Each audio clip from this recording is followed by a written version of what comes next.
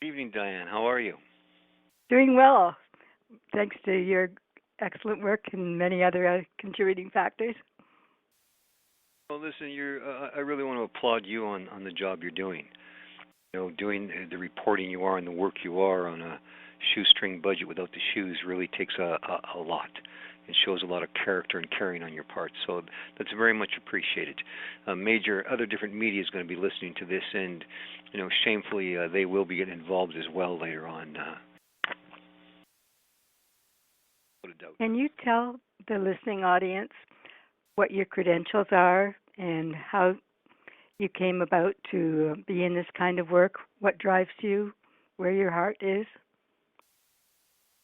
Well, you know, I always thought that I put together this combination of education and experience, by accident, but it really didn't happen. To let the audience know here, and this is why when I'm talking about the issues related to EMF exposure, my background is I'm an interprovincial Red Seal journeyman electrician, and what that is the Government of Canada and Industry Canada trained and certified one profession for the utilization of all electricity. That doesn't mean if it's a wireless circuit or a wired circuit, it's the jurisdiction of electricians. Now, all electricians have different experience depending on where they want to work in their areas of expertise. Can be residential, commercial, industrial.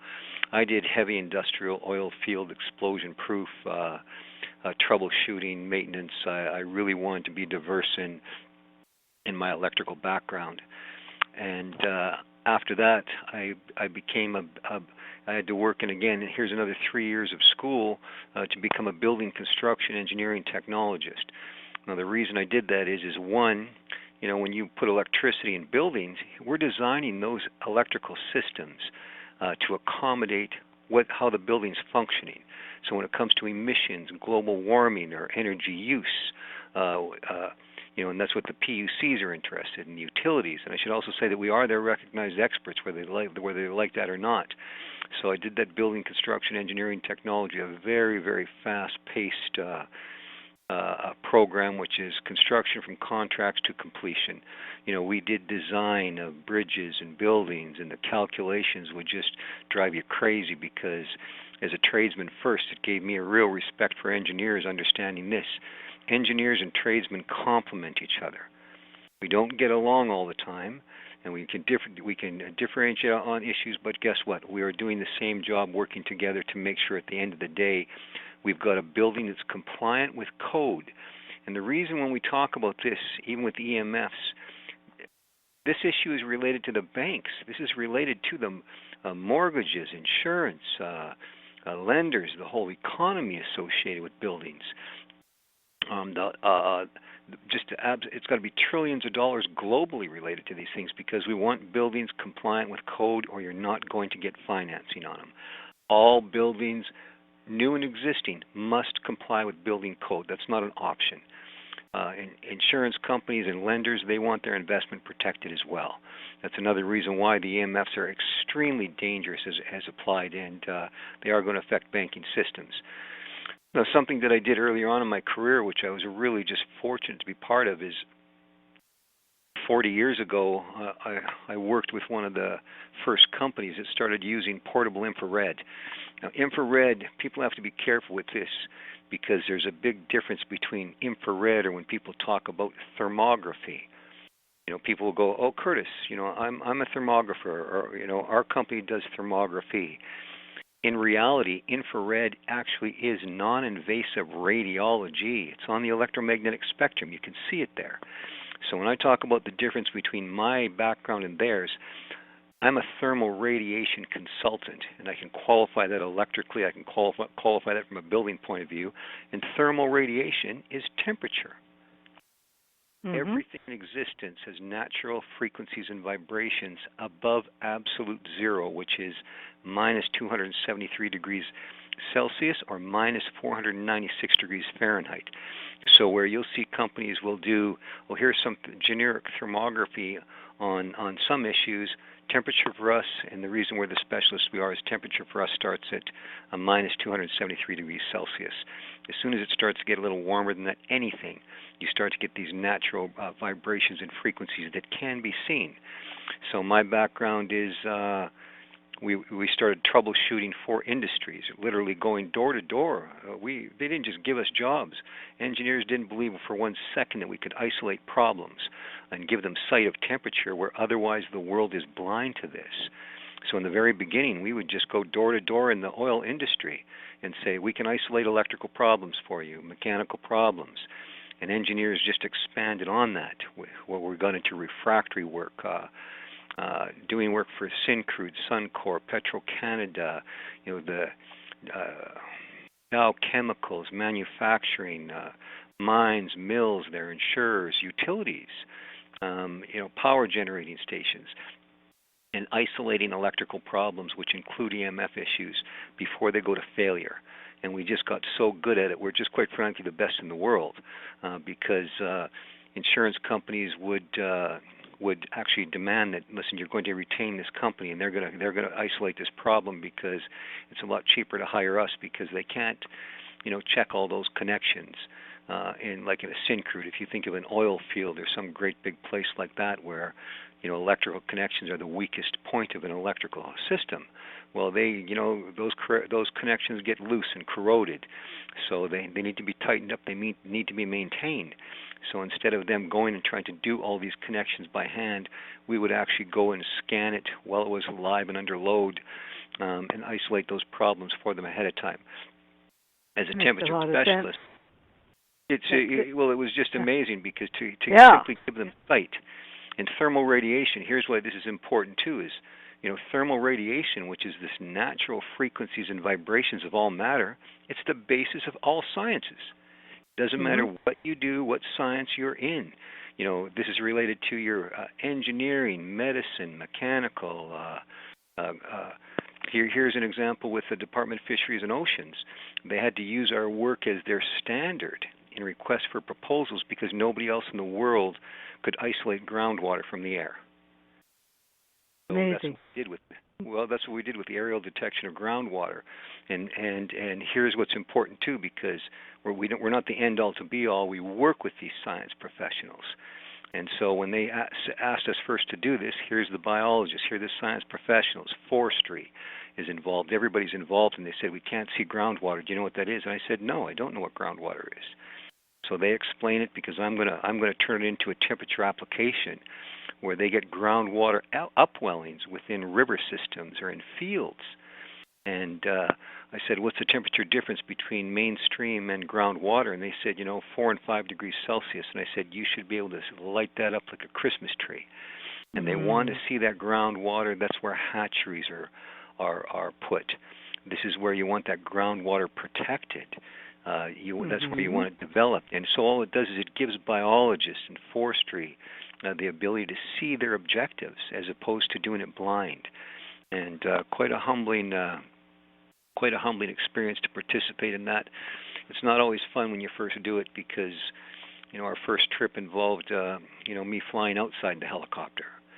And somebody had to do it, and hanging onto a helicopter with one hand while you're scanning with the other hand, and you're tied on with a cargo harness that you're hoping it holds you. But I got so caught up in the imaging that it's just amazing to be able to see beyond your visible spectrum. And this is why we bring that to my other credential, and I really didn't even understand that credential. I actually had Sharon Weinstein contact me, and Sharon Weinstein is a health education administrator, and her with her amazing colleagues and tens of thousands of associates that they work with, they put on accredited medical education programs for medical professionals. Medical professionals require ongoing education credits as a requirement for ongoing licensing. It's just like, okay, medicine's advanced. You have to go to school. You have to take courses. And so even whether or not they took a course and took this specific course, once it's been lectured at that level, it is now medical education. So it was actually Sharon that said to me, Curtis, you have to change your credentials. And I said, Sharon, I got enough going on. She said, you better look this up. And I said, I'm a professor. And she said, without the pay. Mm-hmm. Here it is that That's the I didn't even. Integrative Health Forum, right? That's the Integrative Health Forum and the Global Education Development Institute. And I didn't Mhm. even realize that, here I am. I just thought we were just working and doing objective work. I did not realize we were doing accredited programs at that level, that they were applicable to health professionals across Canada, across the United States, everywhere, North America. And I've been doing that since 2006 now. And to top it off, too, I want to add this to that credential as well, is that it took me 12 years. Sharon is a very hard-nosed professional. Make no mistake about this. There are no compromises of medical education. You have to, you can't be in conflicts of interest. We don't sell technologies and products. I don't have a tattoo on my forehead or people passing out cards and saying, hey, get a hold of Curtis and get a hold of our group and we'll see what we can do for you. You can't advertise that stuff. You're there to be objective and all the above. So after it took me, I think, 12 years to earn a title, which was chief of an international science advisory board of 14,301 health and consulting professionals. And the only reason is when you're being a chief of that international science advisory board is when you can see temperature related to these issues, you're working with all those professionals specific to their objectives. And here's why this is important when people are listening to this. When you go to your doctor, and I didn't know that, but we got into it. When I investigated Sharon and her group, I investigated Dr. Lynch, Dr. Goldberg. I went after these guys like you cannot even imagine, because I said, you're blind to temperature. I said, with injury or infection, there's inflammation 100% of the time. Or a stroke can be colder. But I said, you're blind to temperature, and they just didn't like hearing that, and I didn't like hearing it either. I said, how the heck can you guys do your job if you can't see inflammation? And Dr. Lynch really put things in perspective for me with that education, because while I'm frustrated with him and their industry, he told me, he said, I'm paid for 15 minutes to diagnose somebody I've never met before in my life. That's all they do, is they pay them 15 minutes for medical professionals to do an initial diagnosis, when they've got a lot of work that needs to be done, and blood work and otherwise, and they need to be given more time and more funding to do that. But better than that, it's to give them sight of temperature. So being part of that team was important. And again, that wasn't just given to me by any means. Dr. Lynch, listen, we shook hands, and 8 years later he said, I can't believe you stuck to your word. And I said, I can't believe you did the same thing. But we investigated each other. There was nothing nice about it. I've lectured now, I think in 7 countries, and not something I typically wanted to do. I'm not very good for the public, but the speaking needed to be done. And so I had global challenges on stage. Bring it on. Bring it on. No matter who you are, what you do, everything we're doing. You've got challenges for us, bring it on. Well, Dr. Lynch and those guys brought it on. And here's what I like with Dr. Lynch, because he's such an amazing guy, amazing health professional. He said, you won't take money from me. And I said, no, I'm investigating you. Why would I take money from you? So I was working in his clinical environment. I'm listening to him through the walls.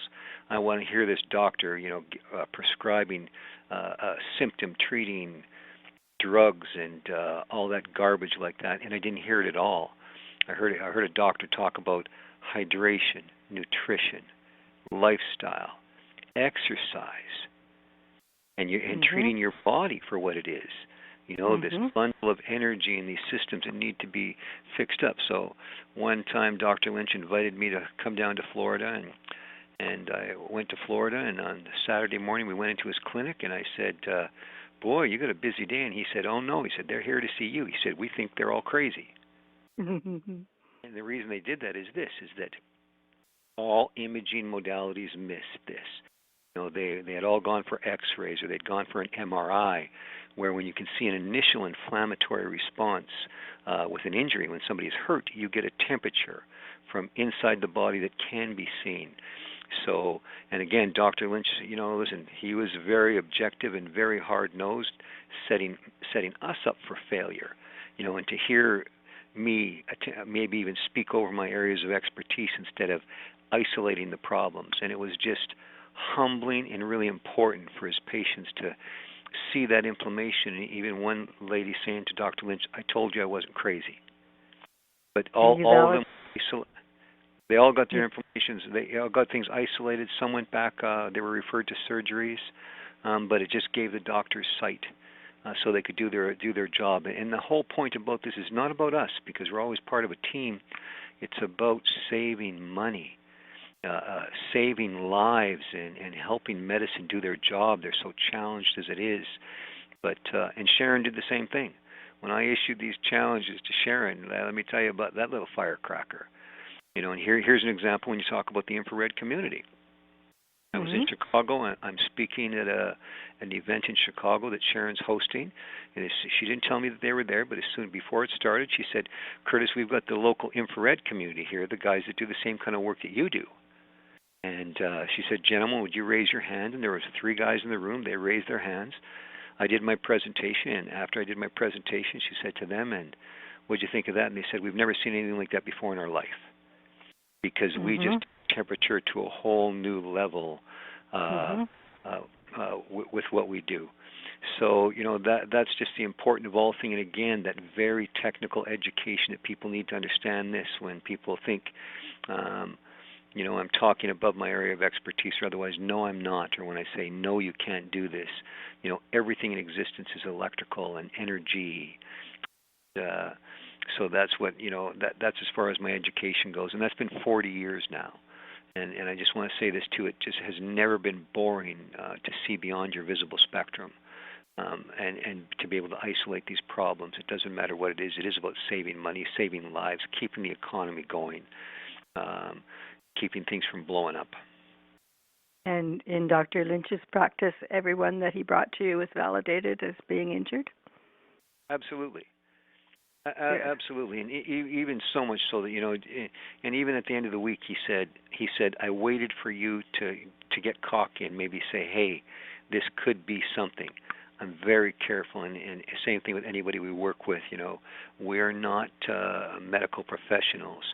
We're their non-invasive radiology team, so we're there to isolate the problem. And like I say, that problem can be heat associated with. Any inflammation or an injury or an infection, or as well as strokes. I mean, to see strokes, to see, to see, sinus problems, eye problems, different temperatures and different sides of the bodies, breast issues. And I want to say this too, with this work. There is some thermography out there that they talk about it as being thermography, and it's used in imaging clinics for breast cancers and breast imaging. It is not the same thing as the type of work that we do, and here's an example of why. I had a young lady call me, and she said, "My mother died from breast cancer.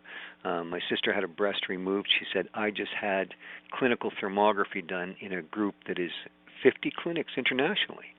They're run by doctors and medical professionals."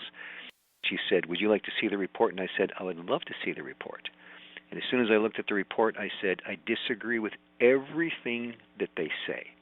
And the reason is these well-intended doctors looked over such a wide temperature span that they looked at her breasts and they said, "Okay, well, they're a little bit asymmetrical," and they didn't even talk about it that much, but they said, "We're going to use this as a baseline." But because they're looking over such a wide temperature span, a trained eye can still see that lack of symmetry. And I told her, I said, "I disagree with everything that they reported. I want you to tell them to change the temperature span and send it back." So they sent it Okay. back right away. I said, "What's going on above that left areola?" And that's where they removed a cancerous mass. And unfortunately, if they had gone on the way they're going, she might have died from breast cancer. And so it's just nice for Dr. Lynch. Here he is doing this in his clinical environment. And again, it doesn't mean that a mammogram and other imaging modalities aren't applicable, but to use both and to have this sight where you can see deep inside the body. And here's another example of that acute pancreatitis. Patrick Swayze died from pancreatitis, pancreatic cancer. Michael Landon, Sally Ride, I think the astronaut, and it's considered a difficult diagnosis. And, we were actually at an event in Chicago and asked to look at a young man's shoulder because he had surgery on his shoulder. And so, you get him to acclimate and strip to the waist and doing those things. His mother was there, and as soon as I looked at his shoulder, I said, "Your shoulder's fine. What's going on with your abdomen?" Mhm. And he was looking a little panicked, and I said, "What's going on with that abdomen?" Because here was this graphic inflammation. It looked like that inverted banana.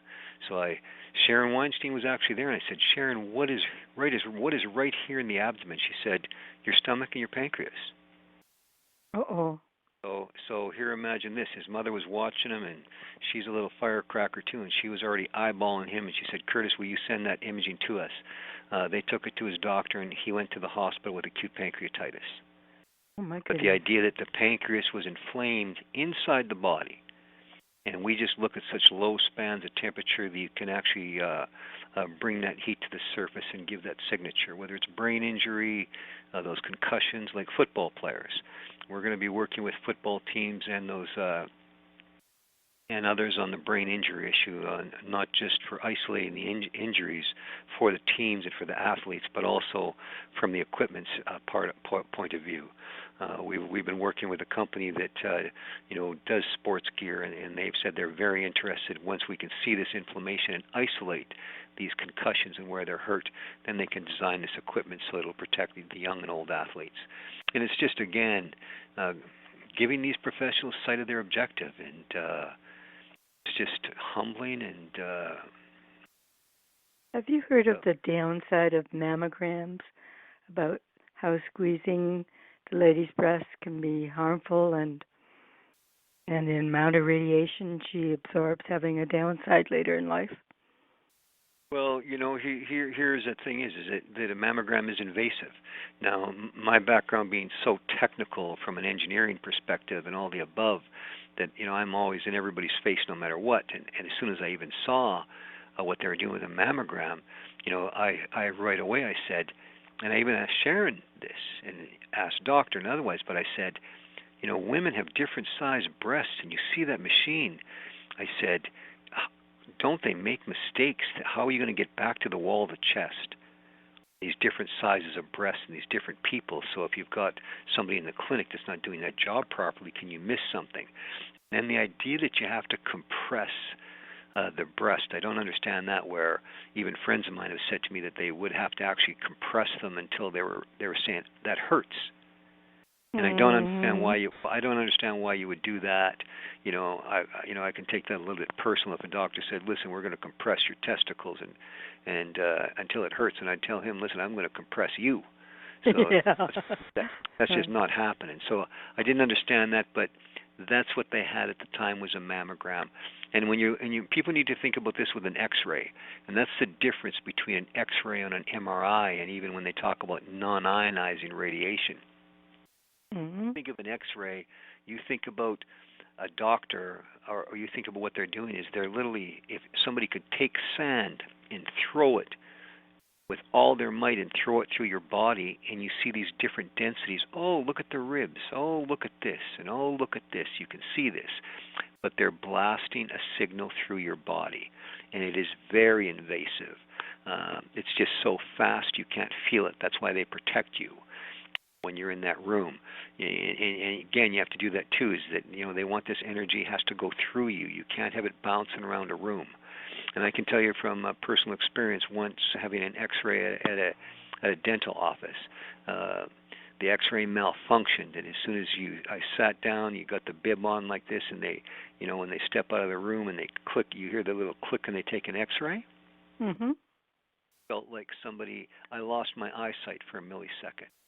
I had this smoky taste in my mouth like this, and I technically died for a millisecond because I lost my eyesight. I said, "What the hell was that?" They said, "Did you feel that?" And I said, "Yes." And I said, "You're literally blasting that thing through somebody's body, looking for those different densities."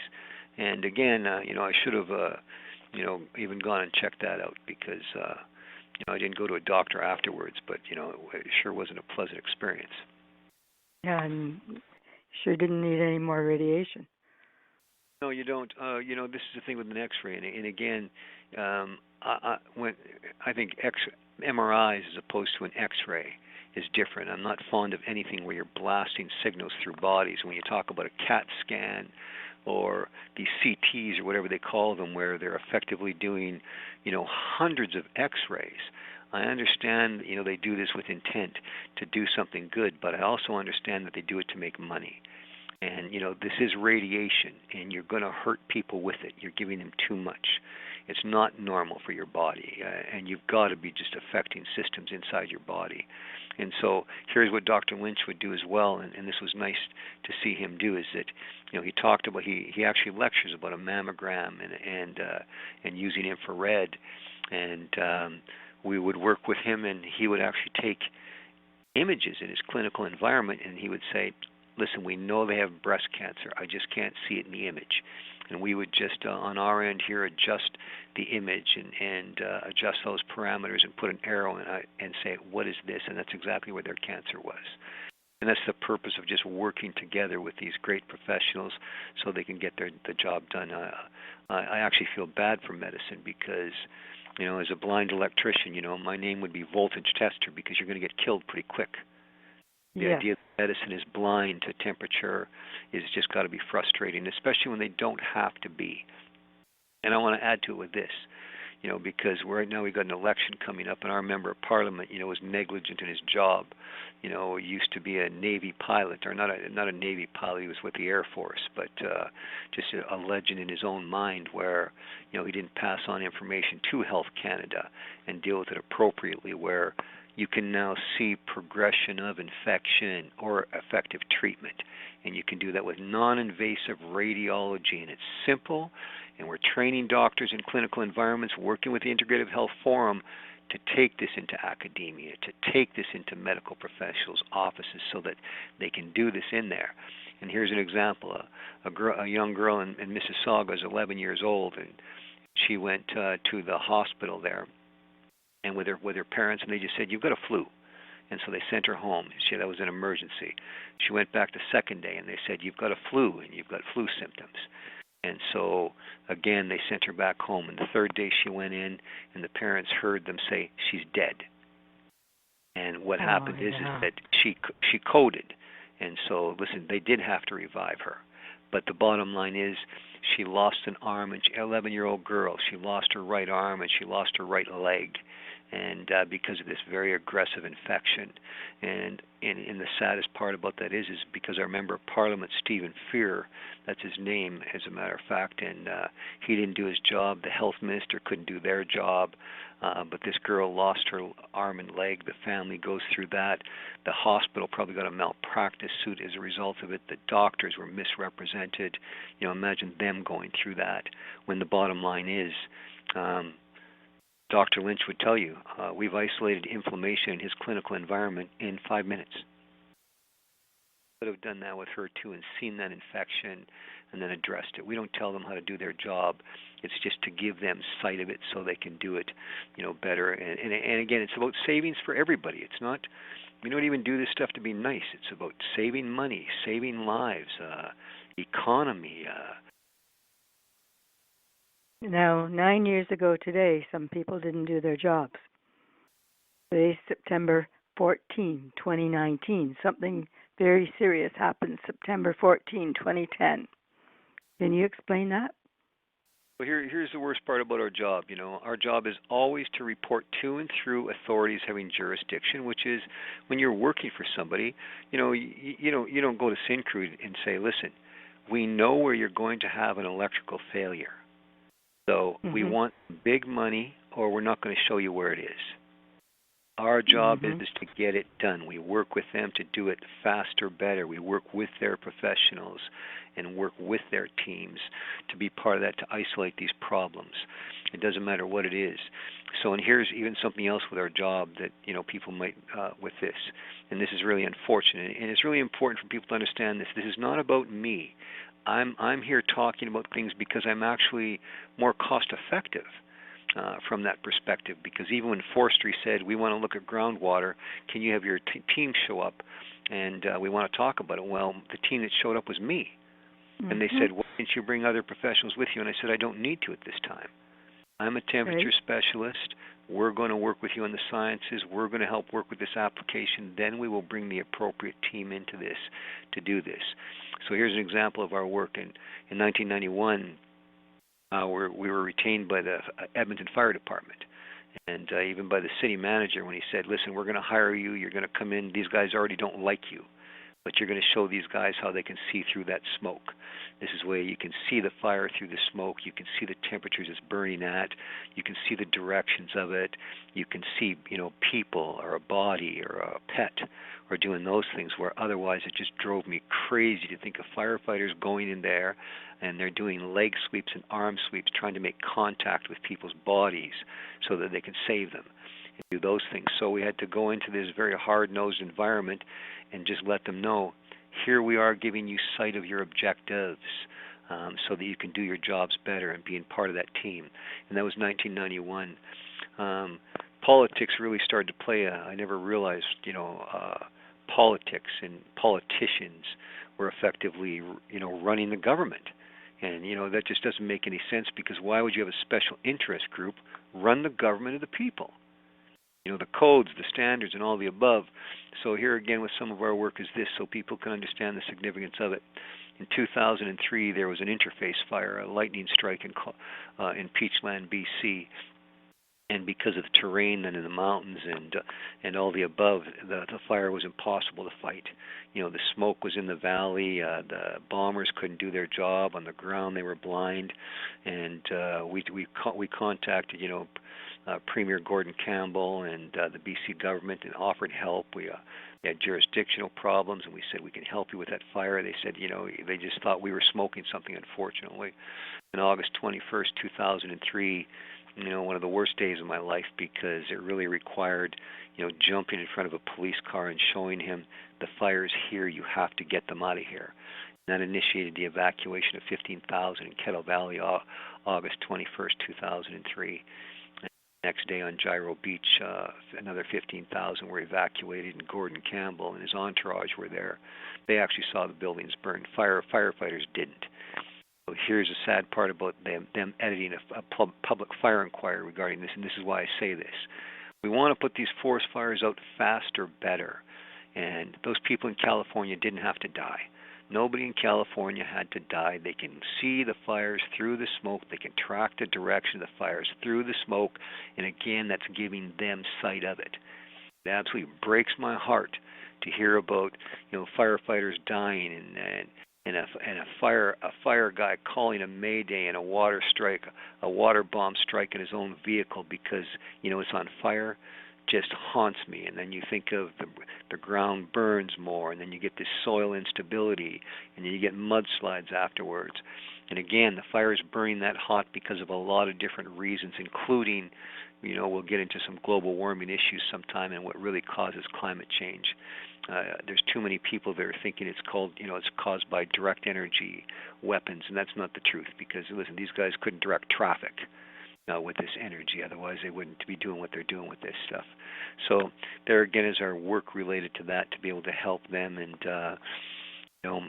more work with that to just help save lives and do our job.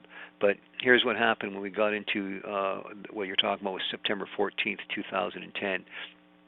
Prior to that, 2008, 2009, people were talking about Wi-Fi in schools, and they're talking about Simcoe County in Ontario, and they were actually reporting that they were complaining. The parents were complaining, teachers were complaining, students were complaining about Wi-Fi, and I said, "What the heck is Wi-Fi?"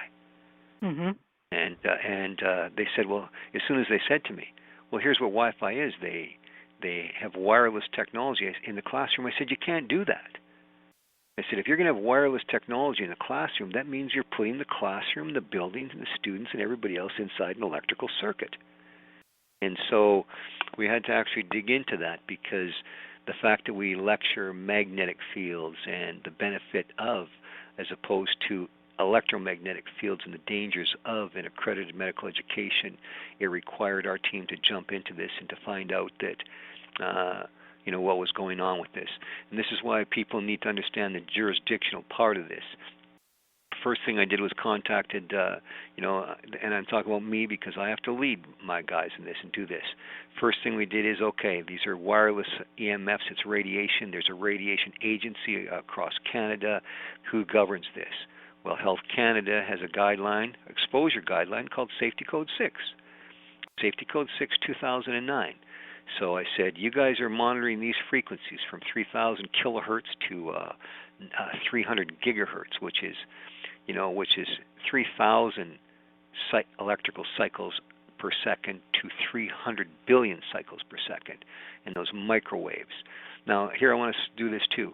The reason they call it non-ionizing radiation and somehow slough off the deal is ionizing radiation is an X-ray. So they're just like saying radar? that ionizing.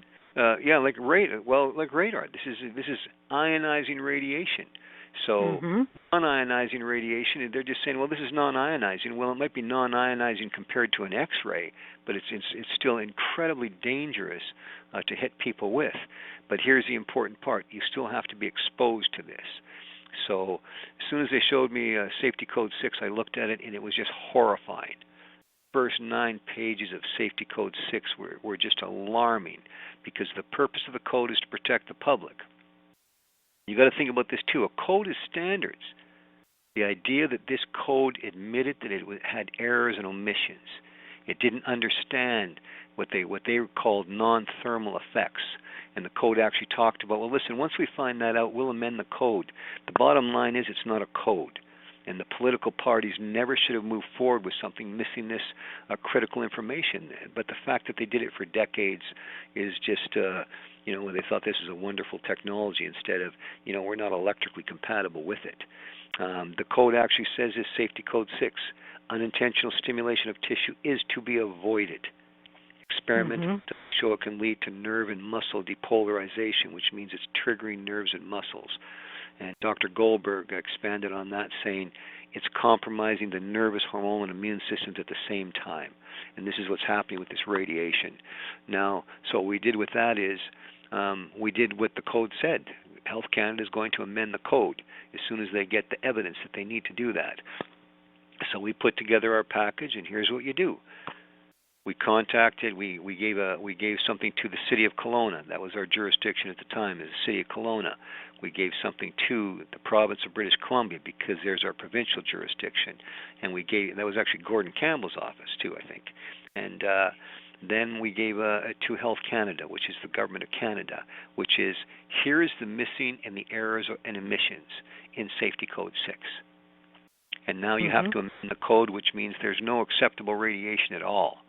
Well, here's the bottom line with that, is that October 28th, 2010, at the request of Canadian Parliament Standing Committee on Health, I provided expert evidence regarding that issue and regarding the causal evidence. Dr. Goldsworthy was there talking about birds and bees and doing his amazing work related to this as well.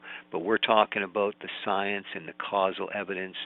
Here's how the EMFs are hitting people. And again, for people to be hit, you have to be exposed.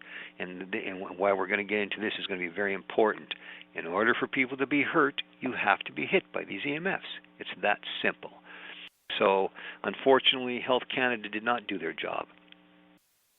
And Prime Minister Stephen Harper, and listen, Stephen Harper, I hope you're listening to this too, because I would love to just have the opportunity to, find out what it takes to do a citizen's arrest and come to your place myself when they arrest you, because you're going to go to jail. They're going to go to jail.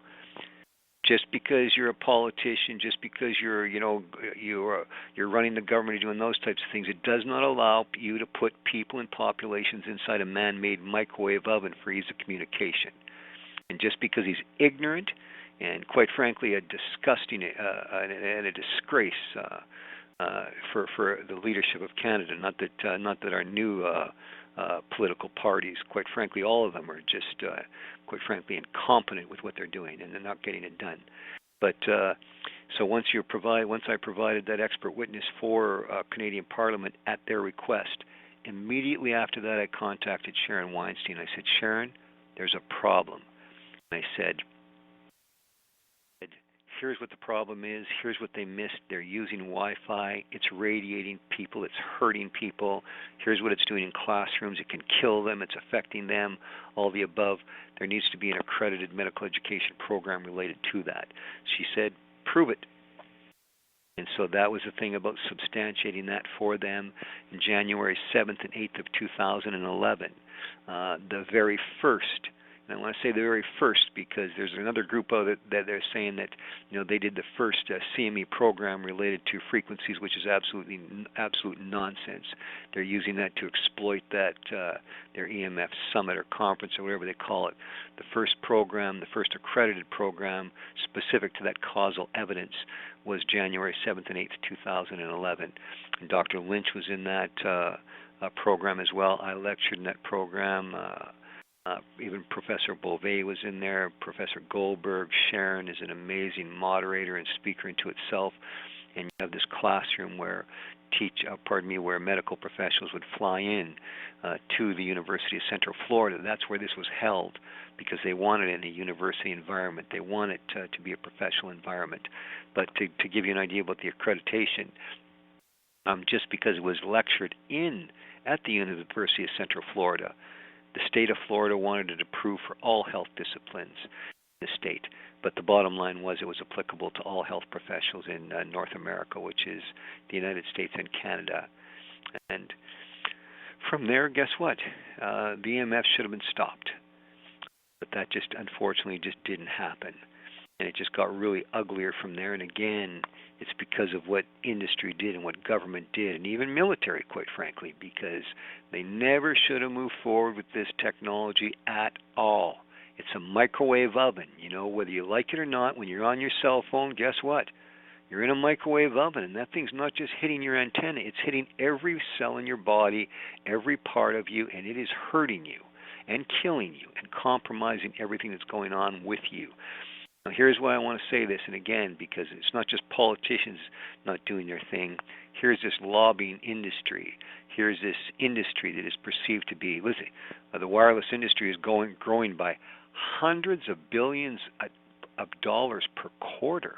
So you're talking $1 trillion a year industry in that growth. So all the greedy people want to get in there and dive into this technology without understanding this. Science that they were missing back then is the same as it is now. They use what's called the specific absorption rate. Mm-hmm. Now, the specific absorption rate test is the test used for cell phones. Now, here's an example if people have seen this.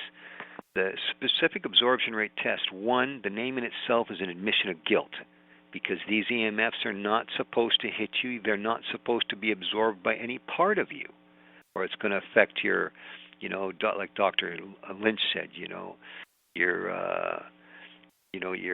the electrons in your body, your mitochondria, and everything associated with your body, and the what they call it, an electron transport chain. With here's how your body runs itself electrically, and here's how these electrons in your body are intellectually driven, not forced and pushed around, and not where they're supposed to be with these highly penetrating electromagnetic fields. Now, people out there have seen the plastic head. Now, this is where this is really important for people. That plastic head is called the Sam Phantom model. Now, I call it a plastic head because look, they can say it's made out of anything. I don't care. That piece of junk shouldn't even be. It isn't representing anything. And here's why: when they say causation and biological plausibility is missing, when they use the Sam Phantom model, you can see that model, that test model, it's got a hole in the top of the head where they've got a temperature probe stuck in the head. You can see where they hold the cell phone, and there's a bracket there. So cell phone manufacturers must submit their phones for testing. So they submit their phones for testing. Testing agencies will put the phone on that bracket, hold it out an inch away from the head or whatever they want their specs to be, and they will do a test on it. What people need to know is this. The test is done in a sterile environment. The cell phone isn't plugged into a network. So all they're doing is turn on a cell phone. You can't call anybody, you can't do anything because they don't want any interference with that cell phone and polluting what they're doing. But the bottom line is it's like testing a toaster that's not plugged in.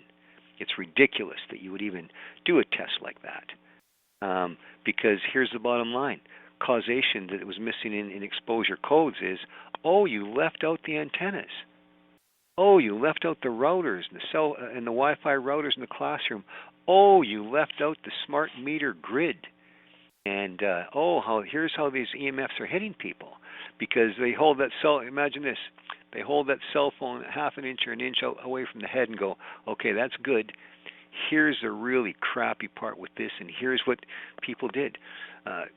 Tony Muck is a physicist, and I think he actually did part of Safety Code 6. And here's why professionals are not supposed to speak over their expertise. Tony did I think a $7,000 or $8,000 study for Simcoe County on this, and his report was such junk that when I talked to him on the phone, it was disgraceful, because to have this physicist actually say this, because you think about the plastic head, he actually says in his report to Simcoe, use the stove element analogy. The kids are not laying there with their heads against the laptop like a cell phone. They're sitting up, so they've got distance away from the computer. Instead of, oops, you left out the router.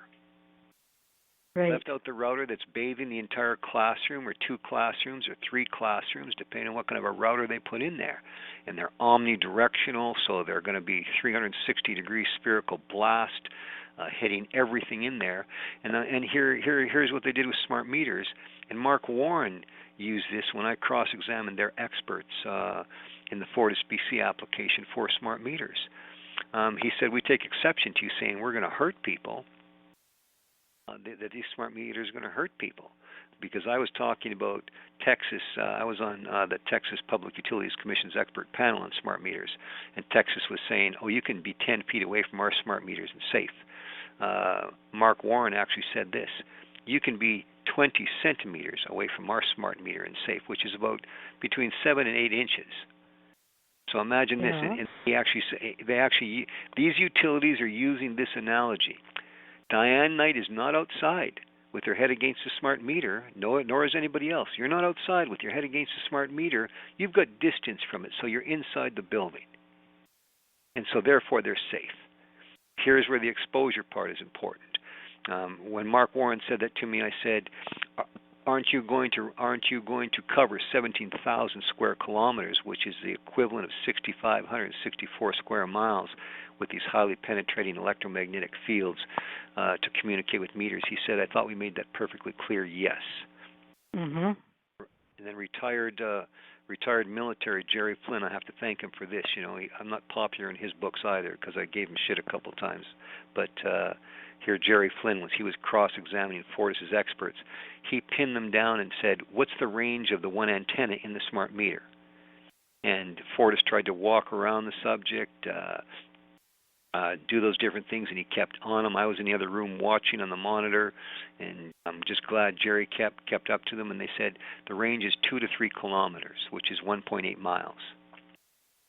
And how many smart meters would be in that area? Well, you think that's a layer after layer of electrosmog.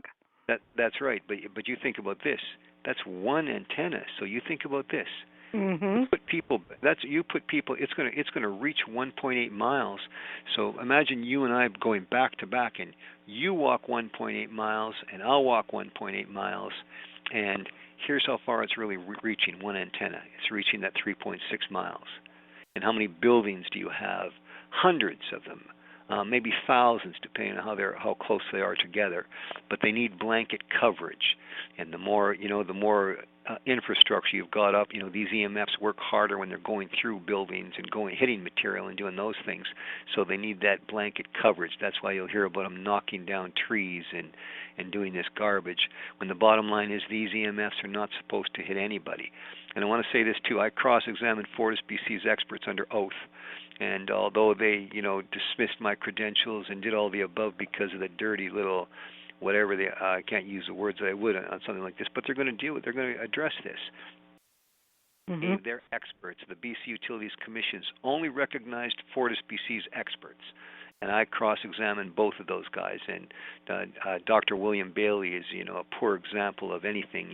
He's actually done reporting for these radiation agencies globally and misrepresented wireless. So I went after Bailey when I cross-examined him, and I said, in order for people to get hurt by the frequencies, the EMFs, they have to be hit. And he said, that's correct. They have to be exposed. Well, guess what? You're closer than 1.8 miles from your meter. You think about the neighbors that are being radiated. Everybody's being radiated. Your buildings are being vibrated. You can't do this. And then Dr. Skolnikoff, he's an electrical engineer and part of IEEE, which is the biggest technical standards group in the world. Here's another reason why electricians or electrical professionals or any professional is not supposed to speak over their expertise. Because Skolnikoff, listen, he's an electrical engineer, and so when I went after both of them in there, Skolnikoff actually, when Fortis BC said, what I talk about is a hypothesis about buildings vibrating. I said to Skolnikoff, what are the two frequencies of the antennas? Are they 900 megahertz, which is 900 million cycles a second, and 2.45 gigahertz for the Wi-Fi? And a Zigbee chip, and he said yes. And I said, won't they oscillate 1.8 billion times per second and 4.9 billion times per second? And he said yes. So he confirmed that.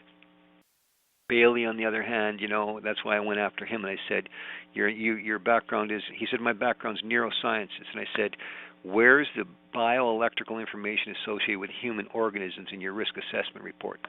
It's not in there. They left it all out. Can't do so that was the beginnings of the radio frequency microwave radiation crime, and that precipitated the extra 9 years of why this hasn't been defeated. Well, and here's this, because that was actually, their Fortis BC's application was in like 2015. But here's the thing with this already that was so dirty, that the Canadian government was under so much pressure, and this is why Harper, they wanted to revise Safety Code 6, 2009, so they brought out Safety Code 6, 2015. They retained the Royal Society of Canada, which is supposed to be the intellectual elite of the world, and to work with Health Canada in that code revision. And here's why it's a criminal act as it is, because while Fortis BC's application was going on for smart meters, Health Canada was revising the code at that particular time. And Diane, something you'll be able to share with people too, and I have to thank you and whoever else did that. I provided evidence for the Royal Society of Canada on that causal evidence and them not doing their job, and that was actually deleted out of the evidence of the Canadian government, that revision of the code. And the Auditor General, like I say, they're not going to laugh about that, because that 10-minute video is there for everybody to see. But when you talk about the EMFs going on for an extra 9 years with this and first off, I want to blame the government. And when I say the government, I'm not talking about the government of the people. I'm talking about politicians. I'm talking about special interests. Anybody listening to this, do you own your own company? Have you ever owned your own company? How much do you fund for the official opposition to the direction of your company? And the point would be not $1. Mm-hmm. You're not even going to deal with it. Well, you know what? We've got these political guys doing their job, and while they were revising Safety Code 6, Stephen Harper was putting Wi-Fi in kindergartens and in parks and getting ready to just cover the world with it. Ontario, Ontario mass installed 4.8 million meters, and all of the above to go with that. The saddest part about that too is, when that happens, you create this false economy where all of a sudden people are, oh, listen, we're going to sell meters and we're going to sell products and to deal with this dirty electricity. You've got other professionals, and listen, and it's unfortunate because, professionals are accountable for what they do. So when you hear me mention names here, listen, they just have to own what they did. Now, Dr. Magda Havis, and we had the medical education program in January 7th and 8th in 2011. Sharon Weinstein actually asked me, she said, who do you want to get to come and talk about the biology associated with these EMFs? And I said, I want to invite Dr. Havis. I said, the reason I do, I said, she works at Trent University. She's a professor there. I said, if she lectures this program, that means she will have lectured for continuing medical education credits, would have been applicable to health professionals across Canada, the United States. It would have just given her leverage beyond anything at all. So Havis was invited to submit a lecture to Sharon and their associates for presentation. And then Sharon called me and she said, Havis wants to see your credentials. And I said, well, give them to her. We never heard from Havis again. She was a no-show for the program and a no-show for even doing anything. And that's when I even you started to hear me say, she's dirty, isn't she? She's got to be in conflict of interest. Why would you do something like that? And here now with Dr. Havis. And here, listen, she's going to have to own this as well, and she should know better. But here's the bottom line. Right now, they just finished the EMF Summit, the 5G EMF Conference, where, boy, we've got all the names and all the doctors and all the stuff there. And, you know, we've got exhibits set up in the hallway, and here's how you can live in the microwave. You got Josh DeSalle, which I'd call him Josh sold out, because Josh from Take Back Your Power did not pass on the causal evidence. It was given to him. And he actually told people on his Facebook that were managing Facebook, don't post anything by Curtis. And then to find out between Havis and everybody else that they went global and sent out to all their networks, ignore Curtis. We don't trust him. We don't know who he is. How can he be a professor? How can he be whatever? So they did that. And that undermined Ole Johansson. That undermined everybody. You've got these false economies going where Dr. Havis is now an expert in EMFs. She has absolutely zero electrical background, doesn't even know what an electrical circuit is, but she's always had an interest in electricity. But now she's diagnosing people for what there is, their perceived sensitivity. And there's no such thing as EHS. It's nice that that designation was there by the World Health Organization because it tells you how many complaints they've had internationally about this technology.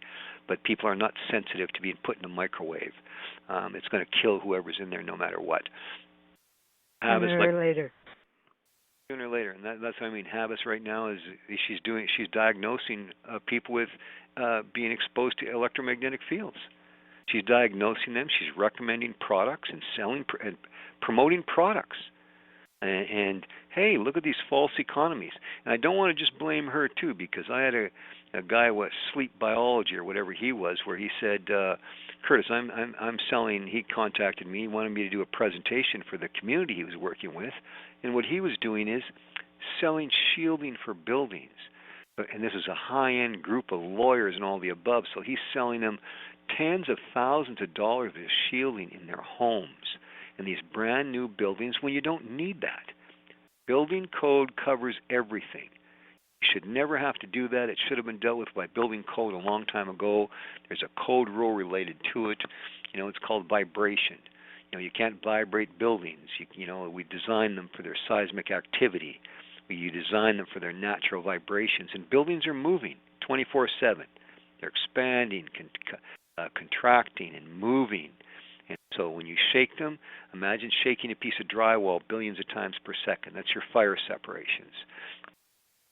You can't do any part of that. So I'm not picking on Havis and these guys, but here again, you know, Joel Moskowitz, these guys should have known better. That I don't have any problem with people challenging me on anything I'm saying, but the idea that people globally just said, hey, we'll just ignore Curtis. Never mind, let's check things out to find out what's going on when I'm not selling anything.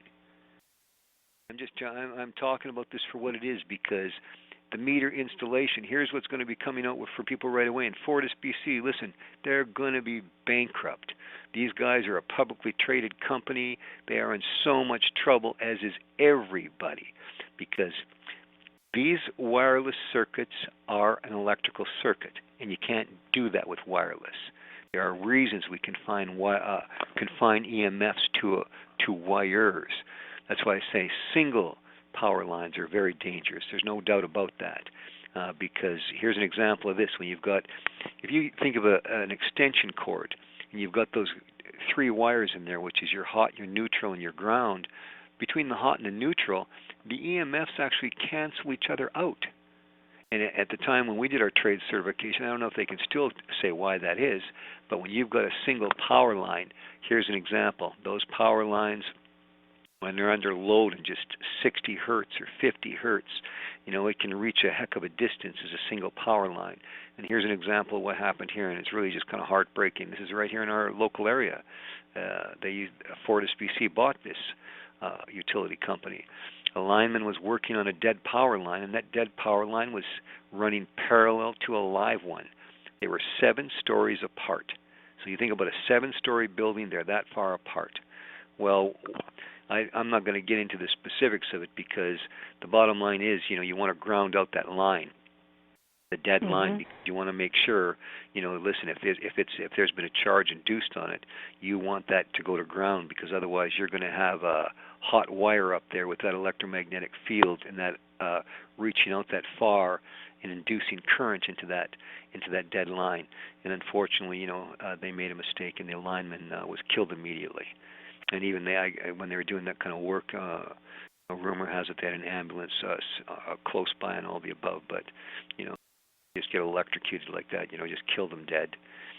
So single power lines are incredibly dangerous, and we actually use that in some of our work. Never mind this, too, to talk about this, the meter installation is illegal. Utilities have no authority or jurisdiction to cross your property line and touch your meter base. The utilities did not wire your building. They did not wire your electrical panel. Your building was wired by electricians all the way to your main breaker, all the way up to the service mast going up to the roof, and you've got those wires that are hanging down. That's where the utility ties onto those wires. And if you look at you know what a mast looks like, where it goes up through the roof and you can see the wires hanging down a little bit.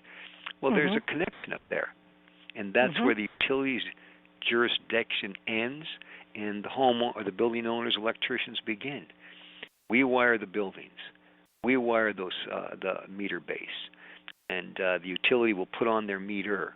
So these guys have no authority or jurisdiction. And the reason they did it, unfortunately, is when they decided to mass install meters, they went to electrical workers first, because I contacted them about the meters and said, "What the hell did you guys do?" And they said they wanted us to mass install these meters for like $20 a piece. And he said, "We can't do that." The reason being, the electrical connections in those meter bases are old, they're corroded, they're loose, they're very dangerous. They need to be tightened. You'd have to get the homeowners and the building owners' electricians there at the same time to work with the linemen or work with the utility. The idea that in my area right here, and listen, I dealt with them personally. A young fellow came to swap out the meter, and I said, "Tell me your credentials." And he said, "I don't have any." I said, "Get the hell out of here." And so he came back the way. Go ahead. And even the equipment is faulty. I hear the stabs or the stab connectors are even a little bit too short. Well, they might. That's the whole thing, is you've got to make sure that's compatible. So not only the meters were never certified by any testing agency. And William Bathgate, I have to thank him for doing that as an electrical engineer, doing that. I'm just going to put together this presentation, and even though he's responsible for, 1 million meters, they have to be compatible. You have to do this properly, or listen, you don't want electrical failure.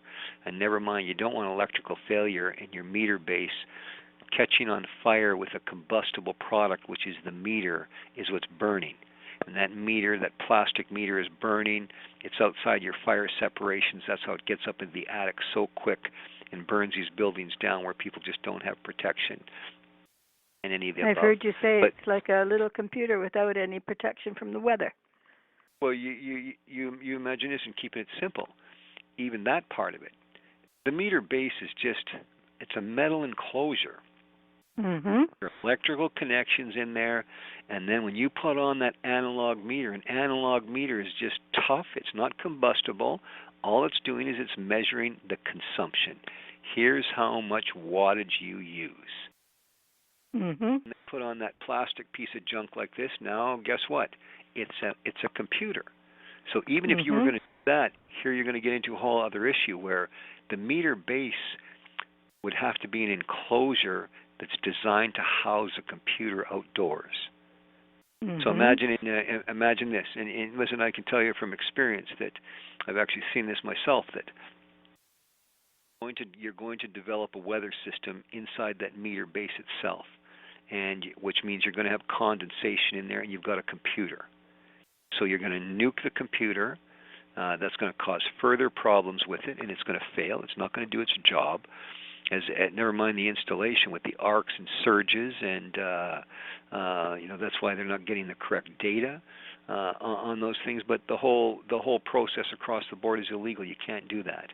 And I want to say this too, is that where people need to be shocked is in Kelowna. Here's what Fortis BC did. Fortis BC called them service techs, and they just that's a name they dreamt up themselves for these people, and they paid them $5.80 to swap a meter on your house. And versus $20 for an electrical guy who's too responsible, wouldn't even take it. Well, the thing is, that's why the electricians wouldn't take it, because it's going to cost you $1,000 to do it, because you're going to have two guys show up in an electrical van. You're going to have them shut down the electrical systems in the building, make sure everything's safe, make sure the connections are safe. They're going to work with the lineman to do it properly, but it's going to cost you $1,000 bill or more, depending on what kind of problems they find with this. What they did to avoid all of that is Fortis BC pays these guys $5.80, but you get a bonus if you do more, so many more in a day. So these pizza delivery boys would run door to door and pull these meters off under load and swap the other meters and put them on, and without understanding the ages of the buildings, the arcs, the surges, people have asked me, would you pull a meter under load? And the bottom line is absolutely not. You don't know what kind of load that's under. You don't know what can happen as a result of that, and you can get hurt with that. So the whole part of it is just illegal, and guess what? They're going to have to reverse all that. They're going to have to change all the meters out. They're going to create a lot of work to get this done, but they're going to be accountable, and it's going to be done. You can't do this because it's not going to be insured. I want to get into this too when I talk about buildings being no longer compliant with building code. Like I say, when you've got EMFs and they oscillate, that means they're polarizing and trying to change direction 180 degrees. If you think of taking a AA battery and flipping it end for end billions of times a second, you're going to have things start to vibrate and come apart. So here's an example of in Canada. The code rule for vibration in Canada is 4.1.3.6 called vibration. And vibration can be they'll even talk, the code refers to even a dance studio. You can't just put a dance studio anywhere, because you have to design the building for those people bouncing around. You'll create harmonics and inside the building and your own little miniature seismic activity. So it's unfortunate. Tell me something about when people take a smart meter out themselves and get somebody who's not a certified electrician to swap it back for the old analog. Tell me how much danger they're in. Well, you're in more danger because you're getting even again, I hear the utilities are going back right now. Like even in BC, I'm dealing with this actually. I'm not telling everybody everything that's going on legally, but right. Here's one example. The district of Nanaimo, 60 municipalities, First Nations and regions in BC called for a moratorium on smart meters. And of course the government just ignored all of that and said, no, it's not going to happen. And so Nanaimo was one of those jurisdictions too. And I'm actually dealing with that jurisdiction, with people there that are holdouts from BC Hydro. And BC Hydro is the same thing. BC Hydro, their smart meter program was illegal. They burned down buildings. They hid evidence. What they did was criminal. It's not the lineman's fault. It's not these guys' fault. It's these political criminals, quite frankly, and this administration that did this, and this incompetence, and this greed and stupidity. So, they're going to have to deal with all of this. BC Hydro's smart meters are illegal. And here's why this is important when I talk about this being a Public Utility Commission issue. First, right. Smart meter programs are going to be reversed in British Columbia, Canada first. And that's what I mean. With that jurisdiction here, then it's going to go into Alberta Public Utilities Commission, across Canada. Every province has got a Public Utilities Commission. Every state has one. Every country has one. You want your utilities looked after properly, so you have these commissions that administer this. And what this has done, unfortunately, with this negligence that's happened with this, there's just a lot of problems that have been created. People have died, and they're going to have lawsuits up the yin-yang, and guess what? No insurance. And I want to clarify the no insurance part of that, because people say, Curtis, do you know that for sure that there's insurance companies? Why would they say that they wouldn't insure this issue? Go to an insurance company. Everybody knows this. Insurance companies hate to pay out money. Doesn't matter what it is. We would tease them that, listen, they'd probably back over you in the parking lot because it's cheaper to pay for a death claim than it is for you to be off work for a long time. But the bottom line is they don't like to pay out money. They try to avoid it. And you can imagine this. You've got an exposure code, which is Health Canada Safety Code 6. These are the same guidelines used around the world. Same garbage science, same everything. And again, that's what denied these radiation agencies, global radiation agencies, this science too. But they will be getting that as well.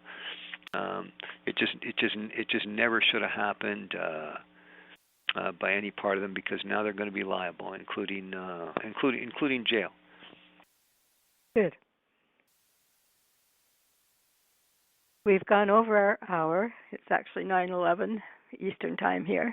Do you want to continue or break and resume at another time? I've got quite a number of questions lined up for you that we didn't get to yet.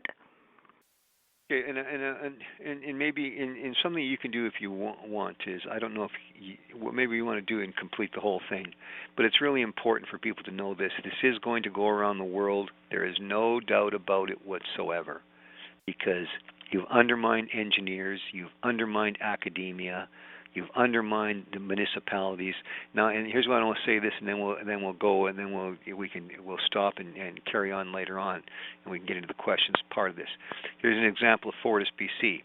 Fortis, BC covered the city of Kelowna, and they covered Soyuz. They covered, I think, 5 different cities, and they've bathed these cities in these electromagnetic fields for ease of communication. All the buildings are no longer compliant with building code because of the vibration issues and all the above. So when they're not compliant with building code, it means you can't sell the buildings, you can't live in them, you can't occupy them.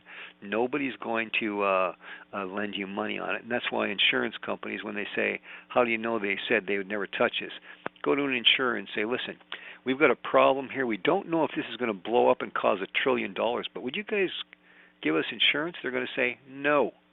You've got errors or omissions. We're not insuring anything with errors and omissions. So they need to know this. This is a national security issue and an international security issue, a regional security issue, because here's the bottom line. And I did this with Dr. Lynch in Florida as an example, or you can do this in Ontario. Ontario mass installed 4.8 million meters. Right. That means 4.8 million buildings are no longer compliant with building code. That means that property is going to revert back to the lender, which is the bank. The banks can't sell them. They can't do anything with them. You can't sell real estate in Ontario. You can't buy those buildings. You can't get occupancy. But here's the real kicker. You're going to lose the tax base.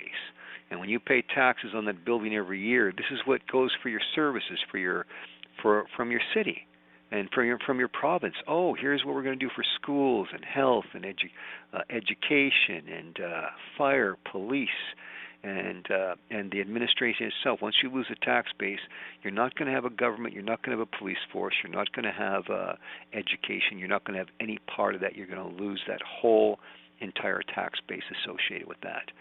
So that's why this is a bigger issue. The only building that can withstand these radio frequency EMFs would be an MRI chamber, and we're not putting buildings together like that. So let's just take a break at this part. And boy, I just talk a lot now. One thing you mentioned earlier in the day today was we had 454 nuclear facilities globally, and the CNSC is not listening to Well, you. here, I'm actually glad you said this because I want people to understand this. This weekend, we're just finishing documentation for our members of parliament and for these sleazy, disgusting excuses for elected representatives in this. Uh, Prime Minister Trudeau, and here again, people listen. Trudeau, I hope he calls me. I hope he calls me. Prime Minister Trudeau, Stephen Fear, MP Fear. We just had did you remember they just had something called the G7 Summit? Mm-hmm. That's where all the countries get together and they discuss economy, they discuss all the above. What these guys did not, what Fear did not take forward, and Justin Trudeau, the Prime Minister, did not take forward is they were told, and this is absolutely verifiable, that over 7 million jobs could be created immediately dealing with what's the real cause of climate change and global warming, which is buildings superheating the atmosphere because of absorbent exterior finishes and no shade. So this is what's going on with that now. So here you're going to see this, and we'll actually provide this where people can see this. You know, urban heat islands are actually urban heat generators and buildings on the exterior. Have you ever sit on a shingled roof? You ever lean to get too car hot. where you burn your butt and do those things? Solar Nope. EMFs are causing that excitation of the material, producing that heat, and we're responding to the symptoms with air conditioning. Air conditioning is in fact refrigeration.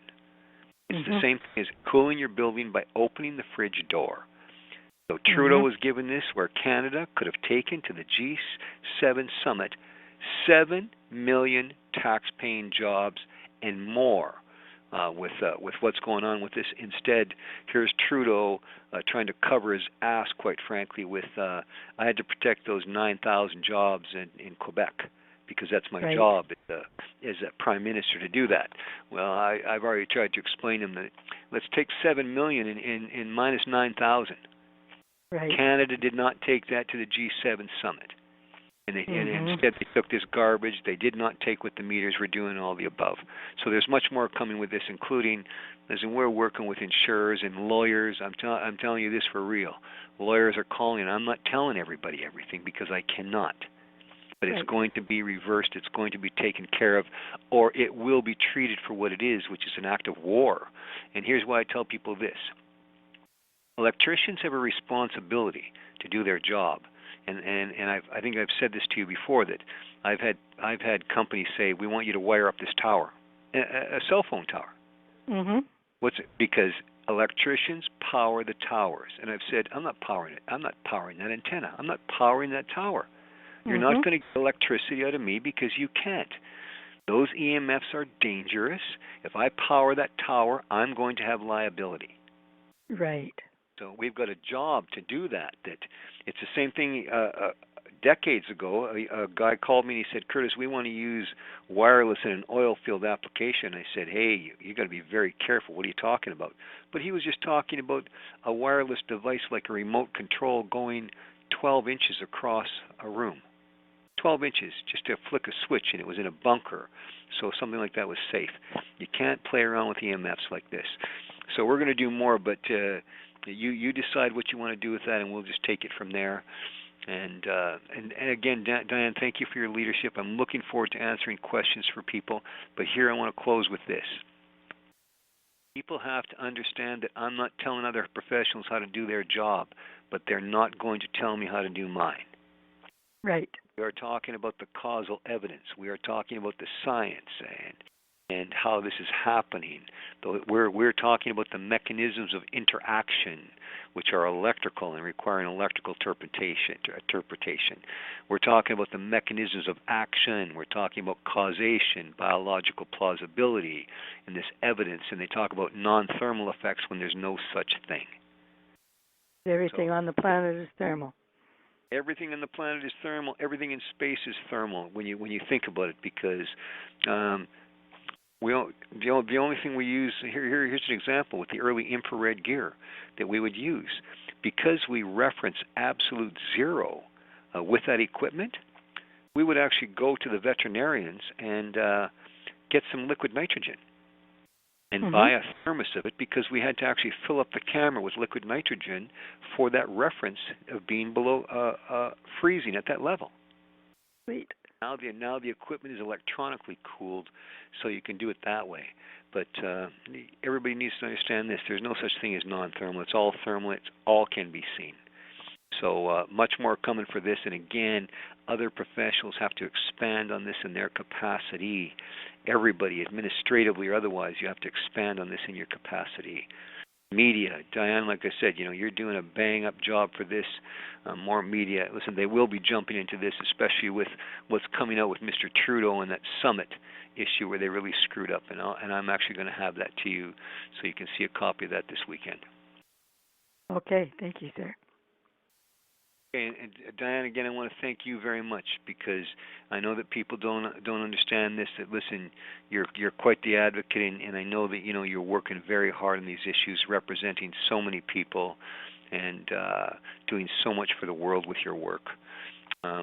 You used to be associated with Havis and these guys until you found out that, hey, things aren't as they seem. So I just applaud you on being who you are, and all the above. So it's a pleasure working with you on this, and much more going on. So thank you so much for that. And I couldn't even begin to count the hours you've invested in sharing everything you can with me. Well, don't forget this too. Nobody, and I want to share this too with people. Nobody's funding us. We don't get paid to do this stuff. Listen, I've had to sell my soul for all this stuff, because all the government did was go after my corporation. We couldn't get any funding out of them to address this issue or doing those types of things. So I will have my own lawsuit with this as well. This is going to get legal. And for lawyers that are listening to this, I want you to listen to this very carefully. If you don't jump into this in your capacity, all the lawyers of the world are going to have to shut your doors.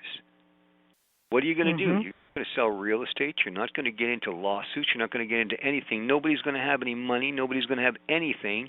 And these EMFs are hurting their own as well. They've got to jump into this for what it means. That causal evidence is available now, where it wasn't before. This isn't a debate. And there's no door that'll keep those electrons out. No, that's right. So, and here's that most important part. What I'm talking about is not for debate. So thank you very much. Goodbye. Thank you. Good night.